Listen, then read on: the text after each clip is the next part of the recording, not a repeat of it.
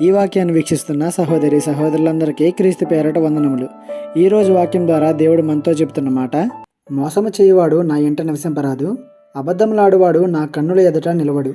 కీర్తన గ్రంథము 101:7. అబద్ధం ఆడడం, మోసం చేయడం పెద్ద పాపమేమీ కాదులే, చిన్న చిన్నవే కదా అని అనుకునే ప్రతి ఒక్కరికి దేవుడు తన వాక్యం ద్వారా తెలియజేస్తున్నారు.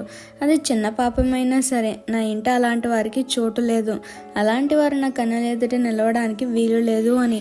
మరి మనం దేవుని ఇంట నిలబడే స్థాయిలోనే ఉన్నామా? ఒకసారి ఆలోచించండి. దేవుని ఇంట నివసించడానికి నీ మోసం, నీ అబద్ధపు ప్రవర్తన అడ్డు వస్తున్నాయేమో. జాగ్రత్త. దేవుని రాకడకు ఒక్కొక్కటి సిద్ధమవుతున్నాయి. ఇంకా ఆ మోసపు బ్రతుకులో ఏం జీవిస్తావు? ఇంకా ఆ అబద్ధపు మాయలో ఎంతకాలం కొట్టుకుంటూ ఉంటావు? ఇకనైనా మార్పు చెందు. దేవుని ఇంట, ఆయన ఎదుట ధైర్యంగా నిలవగలిగే స్థాయికి మనమంతా చేరుకోవాలని మనసారా కోరుకుంటూ ఈ చిన్న సువార్త పరిచర్యలో మీ సహోదరులు. God bless you. ఆమేన్.